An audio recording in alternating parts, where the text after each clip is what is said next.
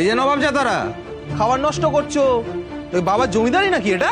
আপনাকে তো বললাম আমরা খাবার খাবো না, আপনি দয়া করে নিয়ে যান প্লিজ। আমিও তো আগে বলেছি এখানে এই খাবারই জুটবে, কেউ বাড়ি থেকে ডাল তরকারি গরম গরম নিয়ে আসবে না, বুঝেছো? আমি ওনাদের জন্য খাবার এনেছি।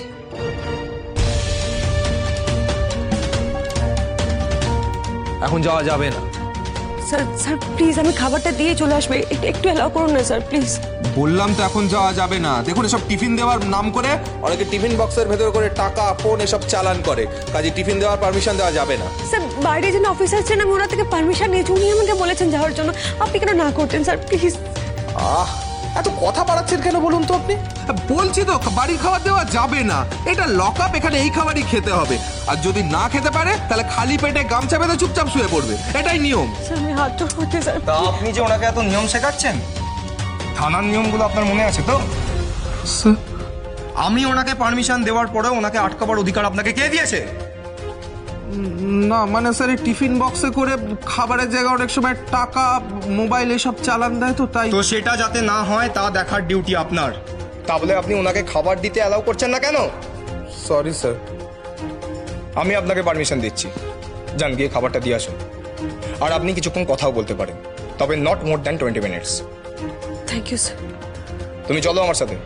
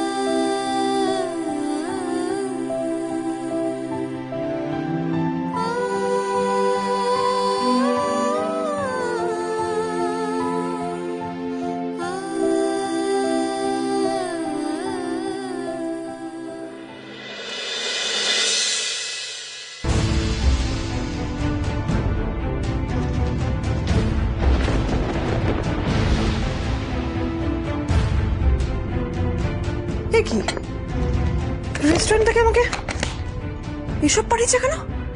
আমি তো অন্য কিছু অর্ডার করেছিলাম। হ্যাঁ,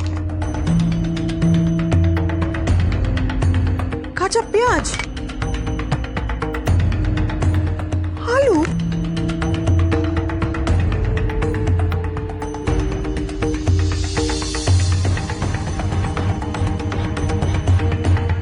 আর কি হচ্ছে? আমি সব অর্ডার করিনি, আমাকে সব পাঠিয়ে দিয়েছে রেস্টুরেন্ট। এমন ফোন করে এমন ঝাড় দেবো না রেস্টুরেন্টকে। ফোনটা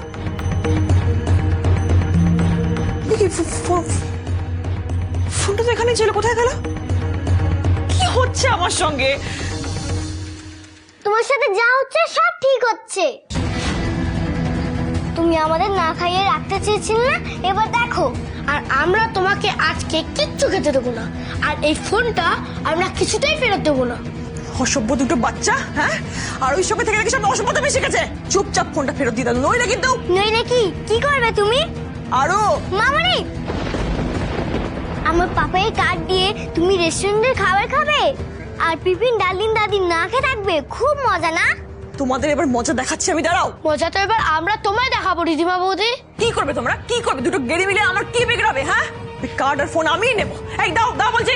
আও আও, পারলে না আমাদের থেকে। আও, এই তো ফোন আও।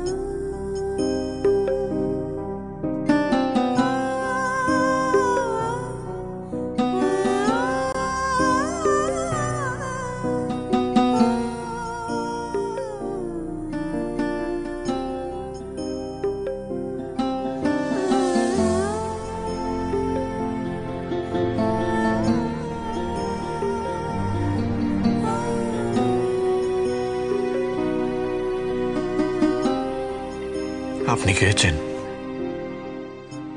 আমি ঠিক খেয়ে নেব, আপনারা খেয়ে নিন। তুই এখনো খাসনি কেন দিদিয়া?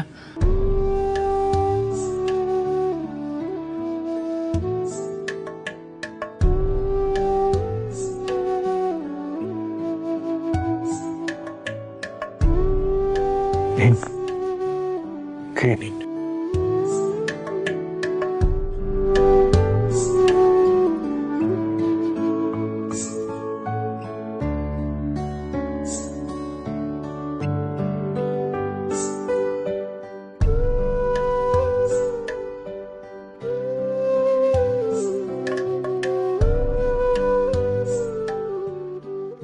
যেতে পারে না, যেতে পারে না।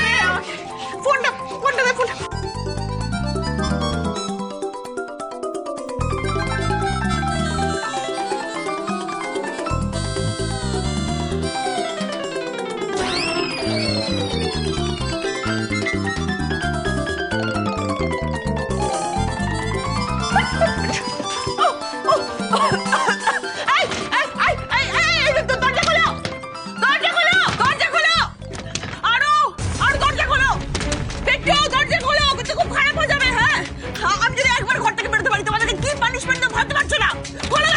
আমাদেরকে না খাইয়ে রাখবে ভেবেছিলে না তুমি? এবার তুমি নিজেই না খেয়ে থাকো। আমরা তো এবার আরোহী দিদির হাতে স্বাদিষ্ট রান্না খাবো, আর তোমাকে এইভাবেই রোজ জব্দ করব। আমাকে মাম্মাম শিখিয়েছিল যে দুষ্টু লোকেদের নিজের হাতেই পানিশ করতে হয়, গড আমাদের দিয়ে শাস্তি দেওয়ায়। এবার আমরা তোমাকে শাস্তি দেব, এমন পানিশমেন্ট দেব না যে তুমি এখান থেকে নিজেই পালিয়ে যাবে। And that's my promise. এই বাচ্চাগুলোকে দিয়ে তুমি যতই আমাকে ইরিটেট করার চেষ্টা করো না কেন আরোহী, এইবার কিন্তু রিধিমা সবকিছুর জন্য প্রস্তুত হয়ে এসেছে। তাই তোমাকে ধ্বংস এক রাত কেন, প্রত্যেক দিন আমি না খেয়ে থাকতে রাজি। আমি খাবো না রে দিদিয়া, আমার ভালো লাগছে না। এরকম করিস না ভাই, সকাল থেকে তো কিচ্ছু খাসনি, একটু খেয়ে নে। না দিদিয়া, তুফান, এরকম করলে কি করে হবে বল? এখন তো আমাদের লড়াই করার সময় ভাই। তোমার মানুষের জীবনে বিপদ যে কোনো সময় যে কোনো ভাবে আসতে পারে, তার মানে তো এই নয় যে বিপদের সময় তুই মাথা নত করে নিবি। আমাদেরকে শক্ত থাকতে হবে ভাই। টুবান, এত টেনশন করছো কেন? সবাই তো আছে তোমার পাশে, সব ঠিক হয়ে যাবে টুবান, একটু ভরসা রাখো। আর দেখো, আমরা তো জানি যে আমরা কোনো অন্যায় করিনি, অকারণে ঈশ্বর আমাদের শাস্তি পেতে দেবেন না। দেখ তুফান, সত্যিটা একদিন সামনে আসবেই। আর তুই যখন কোনো অন্যায় করিসনি, বিনা দোষে তোকে আমি শাস্তি পেতে দেবো না ভাই। অন্যায় তো আমি করেছি দিদি, আর তার জন্যই তো আমি এখন শাস্তি ভোগ করছি।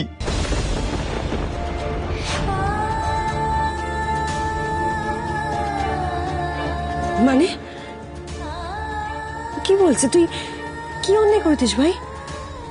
চুপ করে থাকিস না তুফান, বল আমাকে কোন অন্যায়ের কথা বলছিস তুই, বল।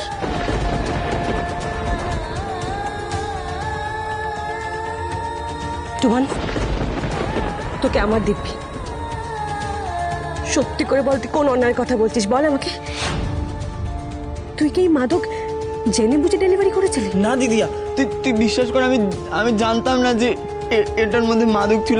আমি জেনে বুঝে করিনি দিদিয়া। তাহলে তুই কোন অন্যায়ের কথা বলছিস তুফান, বল আমাকে। আমার তোদেরকে মিথ্যে বলাটাই সব থেকে বড় অন্যায় ছিল দিদিয়া। সবটা আমার তোদেরকে আগেই বলে দেওয়া উচিত ছিল। আমার জন্য তোদের সবাইকে এই পরিস্থিতির মধ্যে পড়তে হচ্ছে দিদিয়া। আমি যে ডেলিভারির কাজটা করতাম, আমি সেটা শুধু তোদেরকে বলেছি, কিন্তু আমি কার হয়ে কাজটা করতাম সেটা বলিনি দিদিয়া। কার হয়ে তুফান, কার হয়ে বল? মানিকের হয়ে।